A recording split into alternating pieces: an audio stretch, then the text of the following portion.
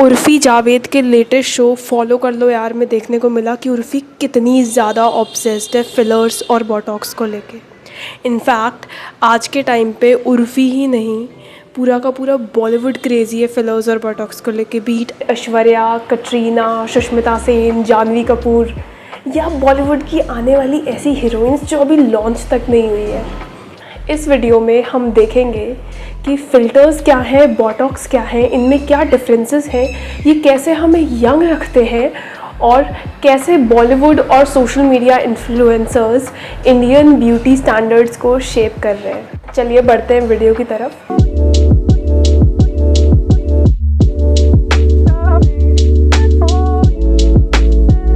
सबसे पहले हम बेसिक डिफरेंस देखते हैं फिलर्स और बोटॉक्स में। ऑफन इन दोनों टर्म्स को इंटरचेंजेबली यूज़ कर लिया जाता है, लेकिन ये दोनों ही टर्म्स अलग हैं और दोनों ही अलग चीज़ों के लिए काम आती हैं। बोटॉक्स जो है वो रिंकल्स हटाने के काम आता है। जब हम अपने फेस पे कोई एक्सप्रेशन बनाते हैं और तब हमारे फेस पे जो लाइंस पड़ती हैं उन्हें डायनेमिक रिंकल्स या एक्सप्रेशन लाइंस बोलते हैं। इनको हटाने के काम आता है बोटॉक्स।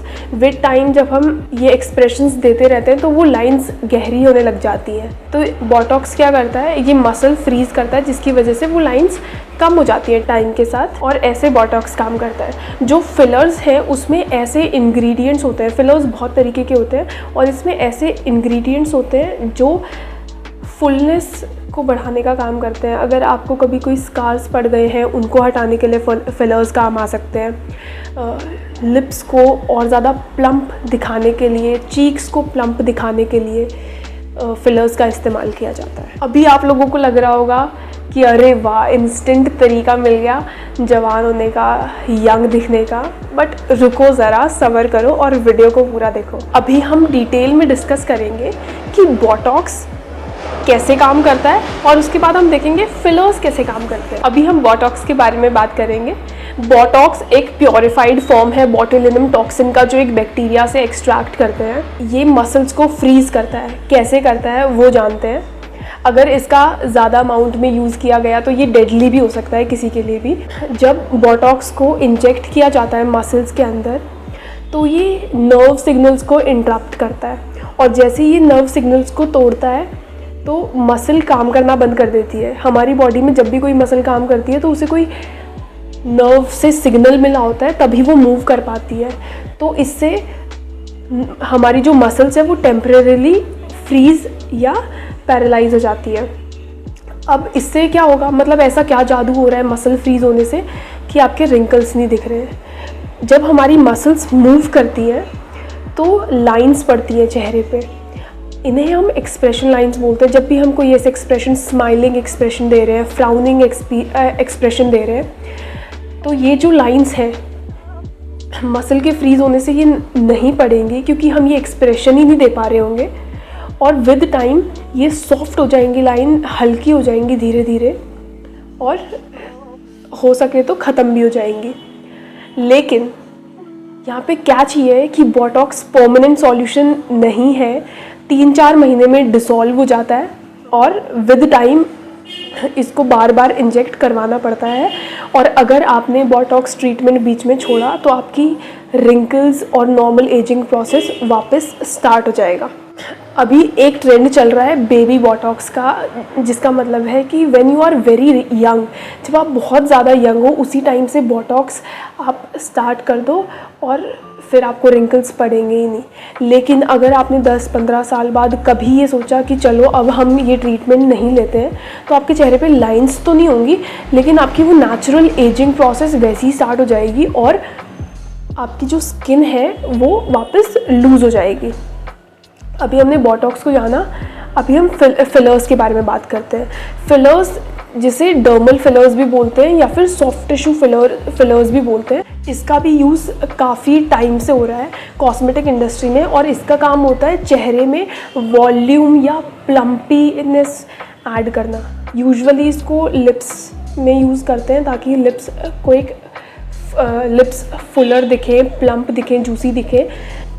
फिलर्स अलग अलग तरीके के होते हैं और इन तरीक़ों के हिसाब से कोई 6 महीने तक स्टे करते हैं, कोई 1 साल 2 साल इनका टाइम पीरियड होता है। बोलते हैं कि फिलर्स विद टाइम फिलर्स भी डिसॉल्व हो जाते हैं, लेकिन रिसेंट कुछ स्टडीज़ से ये पता चला है कि MRI स्कैन्स में कि जो फिलर्स हैं वो डिसॉल्व नहीं होते, वो माइग्रेट करके चेहरे के अलग अलग जगह में चले जाते हैं। मान लो यहाँ किसी ने फिलर करवाया है और वो विद टाइम माइग्रेट करके यहाँ इकट्ठा हो गया है, तो इससे क्या होता है, लॉन्ग टर्म में जो अभी आपने सेलिब्रिटीज़ को देखा होगा जो बहुत टाइम से फिलर्स या बोटॉक्स का यूज़ कर रहे हैं, उनके चेहरे में एक पफिनेस आ जाती है, अलग सा सूजा सूजा सा उनका चेहरा दिखता है।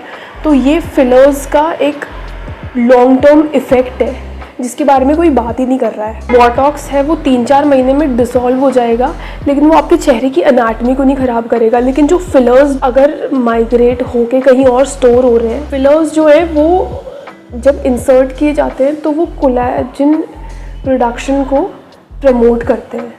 तो कोलेजन प्रोडक्शन तो बहुत अच्छा है, लेकिन जब वो माइग्रेट कर जाते हैं और कहीं और कोलेजन प्रोड्यूस होने लग जाता है, दैट इज़ नॉट गुड। हमें हर जगह तो कोलेजन नहीं चाहिए ना, इससे चेहरा डिफॉर्म होने लग जाता है विद टाइम और चेहरे की एनाटमी ख़राब होने लग जाती है। अगेन डर्मैट्स आपको ये नहीं बताएंगे, कॉस्मेटिक इंडस्ट्री बूम कर रही है, बोटॉक्स और फिलर्स का ट्रेंड इतना ज़्यादा चल रहा है, कोई इसके बारे में बात ही नहीं कर रहा है कि कैसे आपके चेहरे को विद टाइम ख़राब किया जा सकता है। उसके अलावा अगर किसी ने स्टार्ट किया बोटॉक्स यूज़ करना अर्ली एज में कि चलो प्रिवेंटिव बोटॉक्स यूज़ करते हैं, लाइंस वगैरह तो नहीं पड़ेंगी, जो कि सच भी है कि अगर आपने अर्ली एज से बोटॉक्स स्टार्ट किया तो आपके चेहरे पर लाइंस नहीं पड़ेंगी। बट इसके लॉन्ग टर्म इफ़ेक्ट्स ये हैं कि आप बार बार अपनी मसल को पैरालाइज करवा रहे हो टेम्परेरीली, तो इससे मसल्स वीक भी हो रही हैं, you are not using them, आप नर्व सिग्नल्स को अफेक्ट कर रहे हो। आप अपनी बॉडी में कुछ भी चेंजेस करोगे उसके लॉन्ग टर्म इफ़ेक्ट्स होंगे ही, और कुछ टाइम बाद बॉडी इससे रिएक्ट भी करेगी जिससे मसल्स वीक होंगी। इसके अलावा अगर आपने लॉन्ग टर्म के बाद सोचा कि चलो अब हम बोटॉक्स नहीं यूज़ करेंगे, तो धीरे धीरे लाइंस वापस आने लगेंगी। और उसके अलावा एक खुद की इमेज भी होती है कि आप इतने लंबे समय से अपने आप को एक तरीके से देख रहे हो और आपने इमिडिएटली कुछ चेंजेस किए और आपकी स्किन धीरे धीरे लूज़ होने लग गई है, तो इससे इमोशनली और मेंटली एक इंडिविजुअल जो अफेक्ट होगा उसके बारे में भी कोई बात नहीं करता है। लाइक आपको लोग किसी और तरीके से देख रहे थे और आप अपने आप को इतने टाइम से एक टाइट स्किन में देख रहे हो और एकदम से आपका खुद को देखने का नज़रिया बदल गया है, मे बी आपको पसंद आए मे बी ना आए, तो मेंटली भी ये चीज़ अच्छी नहीं है। उसके अलावा लोगों को बोटॉक्स और फिलर्स का एडिक्शन हो जाता है, जो कि हमने ये जो सीरीज़ आई है उर्फ़ी जावेद की उसमें भी देखने को मिला कि शी इज़ सो ऑब्सेस्ड कि मेरा यहाँ से कुछ हो रहा है, यहाँ से कुछ हो रहा है, यहाँ भी भर दो, यहाँ भी इंजेक्शन लगा दो। और ये बहुत ज़्यादा क्विक ट्रीटमेंट्स है कि आपको 15-20 मिनट में क्लिनिक में जाना है, इंजेक्शन लगवाया एंड डन। बहुत ज़्यादा जल्दी होने वाला प्रोसेस है, तो इसीलिए भी लोगों को बोटॉक्स और फिलर का एडिक्शन हो रहा है। This is an actual addiction. कुछ टाइम में बोटॉक्स डलवाया और उनको लग रहा है कि अभी वापस ये डिज़ोल्व होने लग गए हैं, फिलर्स डिज़ोल्व होने लग गए हैं, दोबारा जाएंगे ट्रीटमेंट्स के लिए। एक तो ये बहुत ज़्यादा मनी कंज्यूमिंग प्रोसेस है, ऊपर से मेंटली प्रेशराइजिंग है कि आप हर थोड़े थोड़े टाइम में you are finding flaws in your body, in your face, and आप शीशे में देखते हो और आपको एकदम से लग रहा है कि अरे यहाँ पे रिंकल आ रहा है, बोटॉक्स डलवाने की ज़रूरत है, फिलर्स डलवाने की ज़रूरत है। तो ये सब कुछ लॉन्ग टर्म साइड इफ़ेक्ट्स हो सकते हैं। उसके अलावा शॉर्ट टर्म साइड इफ़ेक्ट्स भी होते हैं, और ये भी होता है कि कई बार गलत जगह पे इंजेक्ट कर दिया बोटॉक्स, गलत मसल पैरालाइज कर दी, तो आइज़ झुक गई या बोलने में कुछ दिक्कत आने लग गई।